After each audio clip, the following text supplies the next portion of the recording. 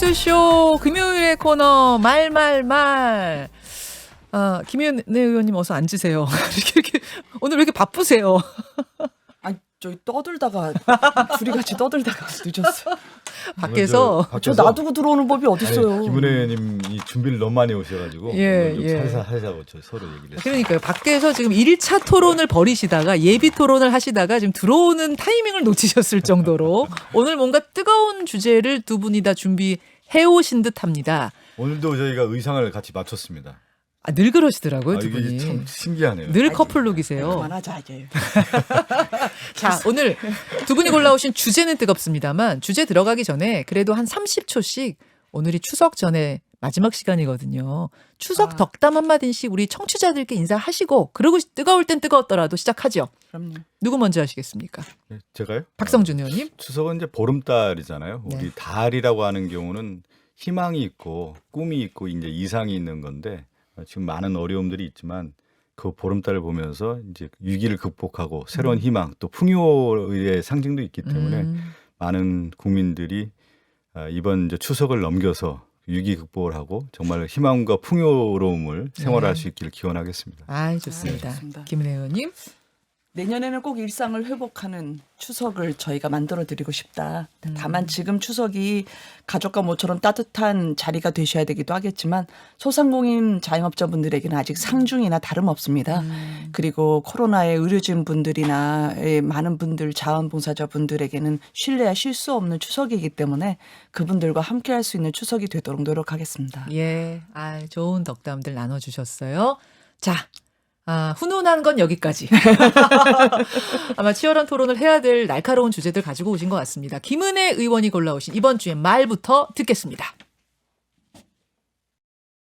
대장동 개발은 지금도 제가 자랑하는 성남시장 시절의 최대 치적입니다. 인허가권 행사만으로 무려 5,503억 원 가량의 개발 이익을 환수한 겁니다. 이거 정치인들하고 언론들이 칭찬은 못할 망정 근거 없는 마타도식 네거티브를 하고 허위사실 유포를 언론 보도의 이름으로 자행을 하고 있습니다.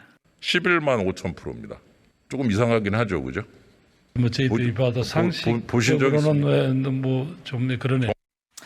자, 대장동 개발 사업을 둘러싸고 불거진 특혜 의혹, 이른바 화천대유 의혹, 이제 이렇게 부르는데 이재명 지사가 긴급 기자회견을 열어서 했던 발언 잠깐 들으셨고요. 그 뒤에는 어제 대정부 질문에서 국민의힘 윤창현 의원 질문에 김부겸 국무총리가 한 답변을 골라 오셨어요. 왜입니까?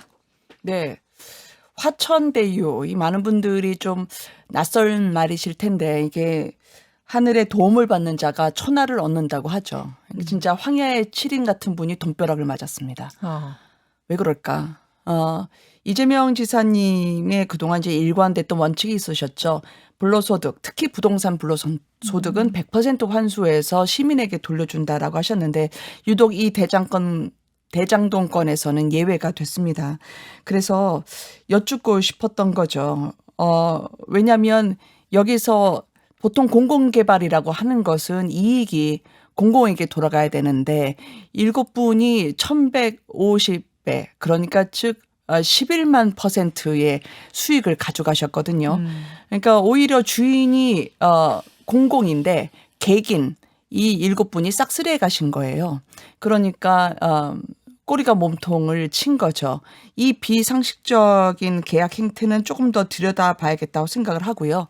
또 이게 리스크를 공공이 지고 시민들이 다 이익을 가져가셨기 때문에 시민이 아닌 특정 개인이 예. 그래서 이거는 분명히 의결권이라든지 계약 구조에 문제가 있었을 것 같다. 그래서 공영을 가장한 그런 편법인지 혹은 이게 짜고 치는 일명 속칭 고수톱이었는지라는 부분에 대해선 들여다봐야 될 것 같다. 짜고 치는 고수톱이었던 건 아닌지 들여다봐야 된다. 제가 요 부분은 이제 두 분 토론 들어가시기 전에 한 10여 분 토론 들어가시기 전에 1분만 제가 요약을 할게요. 왜냐하면 청취자들이 너무 복잡해서 그냥 토론 들어가면 무슨 소리인지 하나도 모르겠다. 이런 얘기들을 하도 많이 하셔가지고요. 1분 브리핑을 듣고 두 분 토론하십시오. 대장동 난판교 일대에 27만 평 개발 사업을 주관한 시행사가 성남의뜰이라는 민관 합동 컨소시엄이에요. 민과 간이 같이 개발한다. 이거 좋은 거죠. 가능한 일이에요. 이 성남의뜰 컨소시엄의 자본금은 총 50억 원인데 그중 절반 25억 원은 성남 도시개발공사가 투자를 했고 21억 5천만 원은 은행과 보험사들이 투자를 했습니다. 그러면 남은 돈은 3억 5천이죠. 이게 문제인데 겉으로 보면 투자자가 2인입니다. 하나는 화천대유라는 회사고 또 하나는 SK증권입니다. 이들은 3억 5천만 원의 자본금을 투자하고 배당금으로 3년간 4천억 원 정도를 받아갔습니다. 근데 25억 원 투자한 성남도시개발공사는 얼마를 가져갔느냐? 1,800억 원 가져갔습니다. 부러워요. 굉장히 부러워요. 그럼 이 부러운 민간 투자자 화천대유와 SK증권은 누군가 들여다봤더니 화천대유는 김모 기자였어요. 보름 전까지 실제로 언론사에 근무했던 기자. 그리고 SK증권은 실은 신탁 운용을 해주는 것뿐이지 그 뒤에 실제는 7명의 투자자가 있었습니다. 그들이 바로 천화동인 1호, 2호, 3호, 4호, 5호, 6호, 7호. 그 가운데 천화동인 1호는 화천대유였어요. 그럼 화천대유는 김모 기자 거니까 결국 김모 기자는 화천대유와 천화동인 1호를 다 가지고 있는 거죠. 그럼 2호부터 7호까지는 누구냐? 그건 모릅니다. 그거는 아직 공식적으로 아무도 몰라요. 만약 특혜가 전혀 없었는데 우연히 투자하게 된 K기자와 천화동인 2, 3, 4, 5, 6, 7호가 이렇게 큰 돈을 벌었으면 정말 운이 좋았던 것뿐이고 만약 특혜가 있었으면 큰 문제고 심플합니다. 이겁니다. 자, 박성준 의원님. 예. 이재명 캠프에서는 이건 하이리스크 하이리턴일 뿐이다. 이 천화동인이든 뭐 화천대유든 불확실성을 감수한 데 대한 대가다. 이렇게 지금 설명하고 계시는 거죠? 일단 이 그 내용을 좀 볼 필요가 있을 것 같아요. 지금 뭐 앵커께서 잘 설명을 했는데 대장동 개발 사업의 이제 본질이 뭐냐를 좀 접근해야 되는데요. 이제 민간 이제 합동으로 이제 개발을 했다라는 건데 원래 이 초기에 민간 개발이 된 게 아니고 원래 이제 공영 개발이 확정됐었습니다. LH가. 네, LH에서. 예. 그런데 이제 이 사업을 하다가 보니까 국민의힘 전신인 새누리당 신모 국회의원 동생 네. 또 LH 관계자가 뇌물을 줘서 이 사건이 이제 뇌물 사건이 되다 보니까 문제 제기가 됐던 겁니다. 그러면서 다시 이제 민간 개발로 바꿨는데 공영 개발로. 그렇죠. 예. 아니야 민간 개발로 다시 바꾼 겁니다. 그들이 바꿨다. 처음에 이제 그렇게 다시 바꿔. LH가 하려던 예. 2010년 사업을 중간에 민간이 하는 걸로 누가 바꿨다는 바꿨다. 거죠. 그래서 이제 이재명 후보가 2010년 6월 지방선거에서 이제 당선이 되면서 이 당시에 이제 민간 개발을 다시 지금 공영 개발로 이제 바꾼 겁니다. 그 예. 본질은 뭐냐면 민간 개발의 특혜를 막고 5,503억 원의 수익을 환수해서 성남 시민에게 이제 돌려준 그런 모범적인 공영 개발 사례로 지금 알려지고 있는 건데 지금 관련된 내용들을 보면 이 보통 이제 그 부동산 개발 같은 경우가 주체가 있고 시행사 있고 뭐 자산관리사가 매우 복잡한가 봅니다. 이게 이제 예. 보니까 그래서 이 구조 자체가 이제 복잡한데 실제 이제 공영 개발을 하면서 시민에게 이익을 돌려줄 수 있는 원천적인 기반과 제도를 만들어서 갔다는 거예요. 그것이 이제 이 공영 개발의 이제 아주 그 모범 사례로 드러나는 건데 지금 이제 봤을 때 이제 배당금이나 이런 거 같은 경우가 이제 문제가 되는 것으로 지금 계속 얘기가 되고 있는데 이 내용은 뭐냐면 2018년도부터 이 배당금 수익이 이제 나눠진 것 같습니다. 네. 그러니까 실제 이재명 지사는 2018년이 되면은 경기지사로 오거든요. 예. 그러니까 이게 관련된 시점이 이제 맞지 않은 건데. 근데 이거 확정할 예. 때는 성남시에 계셨던 거잖아요. 이렇게 그러니까 뭐냐면 사업을 이렇게 확정할 되는 때. 거죠. 공영개발 관련된 관개발 부분하고 민간개발 관련된 부분이 나눠져 가지고 예. 이 부분에 대한 것들은 서로 이게 나눠져서 이루어지는 것으로 제가 알고 있습니다. 컨소시엄 만들 때 성남의 뜰을 만들 때는 이재명 지사셨잖아. 이재명 시장. 그러니까 뭐냐면 그 당시 이제 제가 좀 설명을 더 드리면 예. 이 당시에 이제 성남시장이 되면서 어떤 제도를 만들었냐면 그 지가 상승에 대한 부분이 있을 거 아닙니까? 네네. 이러한 부분까지도 환수할 수 있는 것으로 만들어냈고 또 하나는 민간 사업자가 실질적으로 자신들의 이익에 손해가 됐을 경우에 성남시를 대상으로 소송을 할 수 있는 부분도 있는데 이것 자체도 원천적으로 이제 제기하지 못하게 하는 그런 조항을 만들어서 안전장치를 2중 3중으로 만들어서 네. 공영개발에 의해서 실질적으로 성남시가 수익을 만들어낼 수 있는 구조를 만들었다는 거예요. 그러니까 뭐냐면 민간 개발로 다 됐을 경우에는 사실 그 수익 구조가 민간 개발로 넘어갈 수 있는 구조인데 네. 그렇지 않고 원천적으로 2중 3중의 장치를 만들어서 공영 개발에 의해서 이제 수익 구조를 환수할 수 있는 구조를 만들었다는 겁니다. 이게. 예. 자, 김은혜 의원님.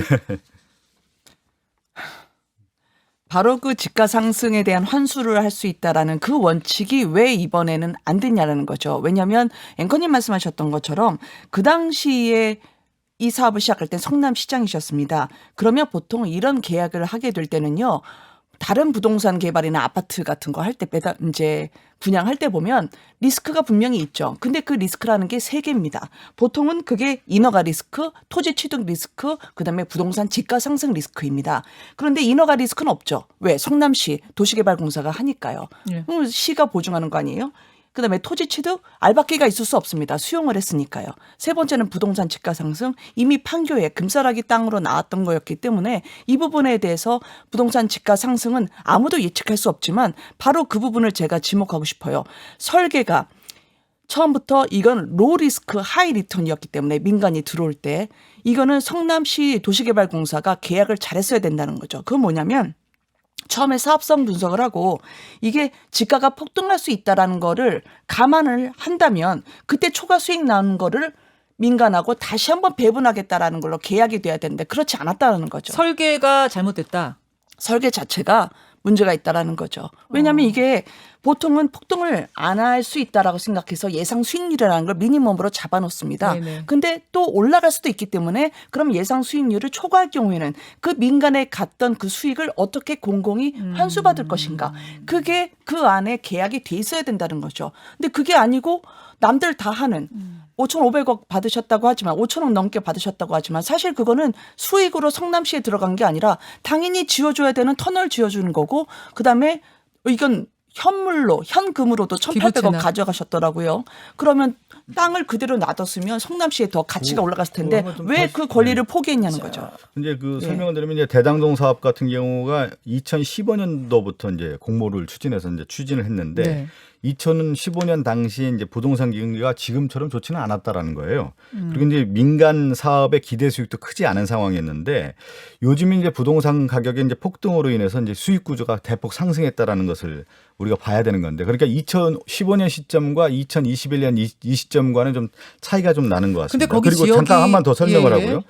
그다음에 이제 그 화천대유 이성문 대표가 그런 얘기를 해요. 그 네. 당시에 개발 이익을 환수하는 조치에 대한 성남시에 대한 조치에 대해서 강력하게 반발하거든요. 민간 사업자의 이 이익을 너무 과도하게 가져간다라고 하는 부분을 그 이성문 대표가 얘기를 합니다. 네. 그때 이제 2015년 당시에 그 기준으로 봤을 때는 공영 개발에 의해서 민간 개발에 의한 수익을 환수하겠다라는 것이 너무나 강력하기 때문에 네. 이러한 발방까지 나온 거 보면 이제 2015년도에 어떤 상황을 우리가 이제 인식할 필요가 있다는 말씀드립니다. 제가 이제 잠깐 궁금한 게 어제 저희가 이 토론을 할 때 이재명 캠프의 송평수 대변인도 송평수 대변인 이 그 부분의 말씀하시더라고요. 전문가시죠. 예, 예. 2015년에는 부동산 경기가 지금처럼 좋지 않았기 때문에 이 뭐 화천대유든 천화동인이든 이분들이 리스크를 감수하고 들어온 거다. 이 사업이 잘 안 될 수도 있다는. 그래서 저는 궁금한 게 그 남판교 지역이 네. 거기 그쪽 지역구시잖아요, 김은혜 의원님. 대장동이 김은혜 네. 의원 지역구. 거기 지역구시죠. 그렇잖아요. 거기가 2015년 그때쯤에 진짜로 이게 시행이 되면은 이게 잘 될지 안 될지 좀 불투명한 그런 땅이었어요? 그 땅이라고 하는 건 땅값이 오를 수도 있고 땅값이 내릴 수도 있죠. 아무도 모릅니다. 그렇지만 이렇게 그 민간 특정인들에게 이 특혜 의혹이 불거질 정도로 맞춤형으로 이렇게 계약 관계가 이루어지긴 쉽지 않다고 저는 판단을 했고요. 지금 아까 말씀하셨던 그 천화동인 같은 경우에 주주분들이 지금 베일에 쌓여 있잖아요. 네. 그러면 이분들의 얘기가 그거 아니에요. 투자자를 모집하느냐고 그렇게 됐다고 하는데 아니 그거를 700만 원 모집하겠다고 그렇게 SK 끼워가지고 3쿠션이라고 하는 아이고 당구 전문 용어 나와 죄송합니다. 굳이 가림막처럼 SK를 신탁으로 넣어서 들어갈 필요가 없고 너무 복잡하게 본인들을 숨기기 위해서 이 절차를 밟았다라는 생각이 들고요. 그리고 지금 보세요. 3.5억을 넣은 다음에요. 4,040억을 가져갔습니다. 이게 1150회거든요. 근데 그에 비해서 공공이 가져갔던 배당을 보면 형편없습니다. 그리고 청남의 뜰은 계속 그다음부터 위축이 돼갔고요. 이거는 어쨌든 이 지사가 평소의 스타일이었다면 아니 어떻게 이렇게 과도하게 부동산 불로소득을 가져가지? 라고 해서 오히려 민간 개발업자에게 말씀을 하시거나 따져야 할 일이 아니었을까? 그렇게 저는 국민들이 생각할 것 같아요. 좀 더 한번 짚어야 되는 게 어제 예. 이제 이재명 지사가 기자회견을 하지 않았습니까? 이 관련된 예. 문제가 있다고 하면 수사와 조사를 조속히 진행하라는 말씀을 드렸고 음. 또 하나는 이게 2010년에 이재명 지사가 시장이 당선이 되거든요. 네. 그러면 2010년부터 2015년 이 당시가 뭐냐면 이명박 박근혜 정부예요. 그리고 성남시장이 했던 이재명 시장은 이명박 정부와 박근혜 정부의 눈에 가시였습니다. 다 잘 알고 있지 않습니까? 네네. 그 부분에 대해서 우리가 인식을 해야 되는 거예요. 그러니까 모든 감찰과 이 조사가 성남시나 이재명 지사에 대한 부분에 대해서 촉각을 곤두세우고 당시 이루어졌던 시기이기 때문에 이 부분을 좀 감안을 할 필요가 있을 것 같고 또 이재명 지사는 이 부분에 대해서 명확하게 얘기하고 있지 않습니까? 그래서 조사와 수사가 진행되는 것이 좀 명확하다. 그래서 어제 오히려 이재명 수사를 촉구한다. 오히려 촉구한다는 말씀을 좀 그런 드리고 거죠. 또 하나는 이제 이 화천대유 얘기가 계속 나오면서 뭔 얘기가 이제 뉴스의 중심 인물이 누가 나오게 되냐면 곽상도 의원이 지금 뉴스의 중심 인물이 등장하고 있어요. 자, 왜냐하면 예. 제가 여기 잠깐만 끼어들게요. 박영수 특검이 화천대유의 고문, 그 박영수 특검 딸이 직원을 했었고 국민의힘 곽상도 의원 아들 또한 직원이었다. 거기 직원 16명밖에 안 되거든요. 그리고 권순일 전 대법관도 고문이었다라는 사실까지 지금 나왔습니다. 그 조그마한 회사에 어떻게 이렇게 유명인들이 많이 있는가 전 조금 의아하더라고요. 그러니까 화천대유를 조사를 해야 되죠. 그러면 이제 곽상도 의원 같은 경우 아들이 2015년부터 2011년까지 한 21년까지 7년간 지금 도시개발실에 근무했다라는 건데요. 예. 곽상도 의원이 누굽니까? 곽상도 의원은 문재인 대통령뿐만 아니라 문재인 대통령 아들에 대한 부분까지도 계속 무역 제기를 한 당사자 아니겠어요? 그러면 곽상도 의원이 지금 이 시점에서 왜 화천대유에 아들이 들어갔는지, 그러면 화천대유에 관련된 정보는 그 아들이 전달해 주지 않았겠습니까? 곽상도 의원에게? 그리고 그러면 그 회사에 어떻게 입문하게 됐는지 화천대유의 구조에 대해서 누구보다도 곽상도 의원은 잘 알고 있기 때문에 오히려 곽상도 의원이 이 시점에 나와서 화천대유에 대한 얘기를 밝히는 것이 마땅한 거 아니냐 이렇게 좀. 그러면 이 개발 사업 뭔가 냄새가 나긴 나는데 이재명 지사와는 상관없다 이런 얘기입니까? 아니면 냄새도 안 난다는 얘기입니까? 아니 이재명 지사는 거기에 관련된 부분이 없다. 없는 거고 지금 얘기한 것처럼. 그럼 냄새가 나긴 납니까? 이 개발 사업? 아니 만약 예를 들어서 문제가 돼 있다고 하면 그 부분에 대한 조사를 해야 되는 거고 곽상도 의원이 제가 설명을 드리면 예. 2013년도인가에 민정수석을 해요. 박근혜 정부에서. 예. 그리고 2015년도에 법률구조공단 이사장까지 하게 되는 건데 여기에 있는 인물의 구조를 보면은 그럼 곽상도 의원과 관련된 사람이 있는 것인지 그래서 그 아들이 취업을 했는 것인지 그럼 아들은 어떤 역할을 했는지 이런 부분도 곽상도 의원이 얘기를 해야 되는 것이죠. 자, 김은혜 의원님. 그렇게 리스크가 높아서 민간이 부담스러워했던 사업이라면 왜 이렇게 의리의리한 분들이 뒤에 계실까요? 제가 아까 방송 전에 그랬거든요. 기승전 곽상도 말씀하시길래 제가 분명히 제가 강철호 지검장이랑 권순일 대법관님 말씀을 드린다고 그거 같이 익히고 들어가야 된다고 말씀드렸는데 그게 이재명 지사님의 그 당시에 선거법 위반과 관련해서 같이 옆에서 그 사건 관련해서 변호사 하셨던 분이 여기에는 자문으로 들어가셨었고 지금은 나왔다고 하시지만 그리고 그 당시에 이재명 지사의 정치 생명에 걸렸던 대법원 판결 때 무죄 캐스팅 보트처럼 무죄 의견을 내셔서 대법원 선고, 무죄 선고를 이끌어 주신 거나 다름없었던 권순일 대법관님이 퇴임하신 이후에 이 화천대유에 고문으로 들어갔다는 것. 저는 이 지사와 연결이 있다라는 말씀을 드리고자 함이 아니라 어떻게 이런 분들이 거기 들어갔을까는 그건 한번 되짚어 봐야 된다는 그러니까 거죠. 지금 이게 이재명 지사와 관련이 있냐 없냐는 얘기는 이제 나중에 얘기고 그럼요. 그건 일부에서 의혹을 제기하는 거 그거 말고 그냥 요 사업 자체에 대한 얘기를 조금 먼저 하고 싶은 거예요. 어떻게 천화동인 2, 3, 4호, 6, 7호는 아무도 모를 수가 있는가. 이 사업은 지금도 계속되고 있고 계속 수익이 나오는 사업인데 아는 사람이 아무도 없어요. 그리고 외길 인생, 기자 외길 인생 사신 김모 기자가 도대체 이런 건 어떻게 알고 이렇게 공모를 넣으셨고 저도 5천만 원 넣고 이런 기회가 있으면은 얼른 이거 해야 될 것 같은데 어떻게 이분은 거기에 끼어들게 되는 이런 제가 부분을 좀 알고 싶어요. 어제 흐름은 화천- 이렇게 되는 거죠. 예. 어떤 어떤 흐름이 되냐면 항상 어떤 문제가 이제 불거져서 의혹이 이제 제기되면은 그 제기에 가장 핵심적인 게 나오게 되는 거죠. 예, 예. 그러면 지금 얘기한 것처럼 야당에서 저기하면 이 화천대유 구조를 아마 이제 밝히게 되지 않겠습니까? 밝혀야죠. 예. 그렇게 국민의 의혹이 됐다고 하면 예. 여기 지금 얘기한 김앵커가 얘기한 예. 무슨 뭐 천하동인이든 뭐가 됐든 밝혀지지 않겠어요? 이제 흐름을 좀 보면 되지 않겠습니까? 그러게요. 예. 예. 그러게요. 답답해요. 어떻게 된 저는 건가? 이 일체 계약서나 저희가 자료 요청을 했는데도 제로입니다. 어느 누구도 이 기관에서 협조를 해주시지 않고 있고요.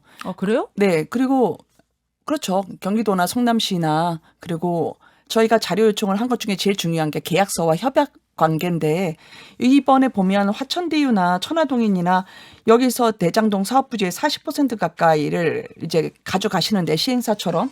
근데 거기에 보면 수의계약이 돼 있습니다. 근데 수의계약이라는 건 국가계약법상에 보면은 특별한 예외가 없으면 수의계약을 할 수 없도록 규정돼 있거든요. 이거는 그 규정을 위반한 거 아니에요. 알겠습니다. 자, 네. 두 분 말씀하신 것처럼 좀 명명백백히 국민들이 궁금해하시는 게 밝혀져서 털고 이재명 지사 입장에서도 이거 아니라면 털고 가야 되는 문제니까 빨리. 아니 그 제가 얘기하잖아요. 이 부분의 핵심은 예, 이제 예. 곽상도 의원이 얼마큼 잘 밝히냐에 따라 달려있다. 예, 예.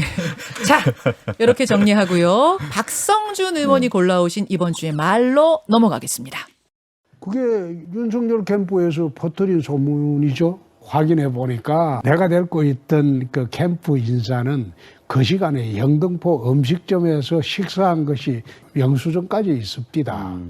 내가 그거 가지고 오죽 답답하면 우리 캠프까지 물고 들어가겠냐. 그런 짓 하는 게 정치 공작이죠. 헛소문 가지고 퍼뜨려 가지고 그래 하는 게 정치 공작입니다. 그건 좀 안 했으면 해요. 아무런 관련 없는 남을 끌어들이는 거 그건 패가망신하죠. 그건 패가망신이지. 자, 홍준표 후보의 목소리를 박성준 의원은 골라오셨어요. 이른바 검찰의 고발사주 의혹. 이 의혹이 진행되는 과정에서 제보자 조성은 씨와 박지원 국정원장이 8월에 만났다는 사실이 알려졌고 윤석열 캠프에서는 대체 왜 만난 거냐 묻다가 거기 동석자가 있다더라. 국정원 출신의 홍준표 캠프 사람이라는 제보가 있더라. 뭐 이제 이렇게 얘기를 하는 게 있었죠. 그러자 열받은 홍준표 후보가 9월 14일에 한 그 말을 골라오셨네요. 네. 뭐 이 사건은 이제 검찰의 이제 권력을 사유해서 이제 정치 개입, 선거 개입을 시도한 것이 아니냐. 그 관련돼서 이제 윤석열 전 총장이 개입됐다라는 의혹이 이제 제기되고 있는 사건인데요. 저는 네. 이 내용이 이제 홍준표 예비 후보의 말씀을 좀 들어보면 예. 이런 거죠. 본격적으로 이제 국민의힘에 이제 내전 단계에 들어와 있고 그 내용을 봤을 때 이제 자중질환에 빠졌다라고 하는 것이 이제 드러나게 되는 건데 이제 윤석열 후보의 그동안의 이제 말을 보면은 말 실수가 계속 이어졌단 말이에요. 뭐 부정식품은 어려운 사람, 가난한 사람 먹어도 된다라든가 요 근래에는 또 비정규직, 정규직을 구분도 제대로 못하고 노동에 대해서는 아프리카 사람이나 하는 거다. 뭐 이런 노동의 인식에 대한 것도 계속 나오는데 이제 윤석열 후보가 전체적인 내용을 보면은 어떤 거냐면 정조준을 해서 이슈에 대한 타겟을 하는 스타일이 아니고 그냥 마구 던지는 스타일이에요. 난사형이란 말이죠. 난사형. 난사형이란 말이에요. 예. 그래서 난사형이다 보니까 이 문제도 고발사주 의혹에 대해서 자기가 그걸 끌고 가는 문제가 아니라 오히려 홍준표를 끌어들여서 홍준표에게 돌을 던지는 형태가 됐다란 말이죠. 홍준표 후보에게. 그러면서 이 자체가 이제 자중질환이 빠지는 이제 모습이 되는데 이런 말씀을 좀 드리고 싶어서 제가 얘기 드리는 거예요. 어떤 경우에 있냐면 네. 깃털도 쌓이면 배가 침몰한다는 얘기가 있고요. 또 하나가 뭐냐면 상대와의 어떤 싸움에서 이제 한 방도 있지만 잔펀치를 허용했을 경우에 그것이 쌓이고 쌓여서 무너지는 경우가 있는데 저는 요 내용을 봤을 때 네. 홍준표 후보가 이런 얘기를 했잖아요. 이런 행동, 이런 정치 공작 같은 것을 윤석열 후보가 하면 스스로 망한다. 이런 얘기를 하는 걸 보고 예. 홍준표 후보의 그 예고성 발언이 윤석열 후보에게 강력하게 다가갔을 것이다. 이렇게 말씀드리고 싶어서 이 말을 뽑았습니다. 자중질환에 빠진 국민의 힘을 보는 그렇죠. 듯했다. 예, 예. 자, 김은혜 의원님, 자중질환 빠졌습니까? 자중질환 빠지기를 원하시는 것 같다. 빠지고 있잖아요. 인정하시는 거죠. 그렇게 얘기하니까. 아니 저는 이게 일명 뭐 고발 사주 의혹이라는 게 요즘 계속 잘 안 나오고 조성은님께서 이 방송 인터뷰를 연달아 하시면서 좀 여권에서 난감해하시는 것 같은데 이 박지원 국정원장 제보자 조성은 씨 이 관련으로 되니까 야당 내부로 시선을 한번 돌려보자 하시는 게 아닐까 싶고요. 저희는 뭐 열심히 어제 토론도 보니까요.